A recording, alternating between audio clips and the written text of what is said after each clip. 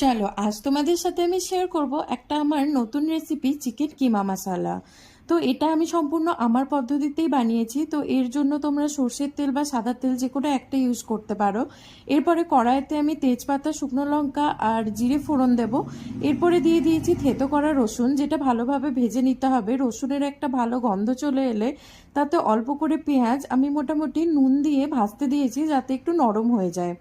এরপরে আমি যথারীতি টমেটো আর কাঁচা লঙ্কা কুচি দিয়ে দিয়েছি। এরপরে এটাকেও আমি সিদ্ধ হতে দেব। তো দেখো এখন মোটামুটি সিদ্ধ হয়ে গেছে। এরপরে দিয়েছি আদা বাটা, হলুদ গুঁড়ো, জিরের গুঁড়ো, ধনের গুঁড়ো, আর তোমরা চাইলে কাশ্মীরি লঙ্কার গুঁড়োটাও দিতে পারো, এটাতে খুব ভালো কালার আসবে। তো এখন মশলাটা যাতে না পুড়ে যায় তার জন্য অল্প একটুখানি জল দিয়ে আমি তেল ছাড়া পর্যন্ত ওয়েট করব।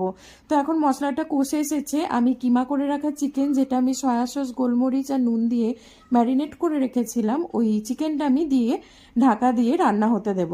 তো দেখো আপাতত চিকেন থেকে অনেকটাই জল ছেড়ে গেছে। তো জল ছেড়ে যাওয়ার পর আমি চিকেনটাকে খুব ভালোভাবে কুক করে নেব যাতে জলটা শুকিয়ে যায়। তো জল শুকিয়ে গেলে ওপর থেকে একটু টমেটো সস দেব, একটু টক মিষ্টি ফ্লেভারের জন্য। তোমরা চাইলে লেবুর রসও দিতে পারো। আর এরপরে আমি দিয়েছি গরম মশলা আর সামান্য একটুখানি ঘি। তো এই ঘি আর গরম মশলা গুঁড়ো থেকে একটা অসাধারণ গন্ধ বেরোয়, তার জন্যই আমি ইউজ করেছি। তো তোমরা এটা চাইলে রুটির সাথেও খেতে পারো, আবার রুটি র্যাপ হিসাবেও খেতে পারো, আবার চাইলে অন্য কিছুভাবেও খেতে পারো, ভাতের সাথেও কিন্তু খারাপ লাগে না।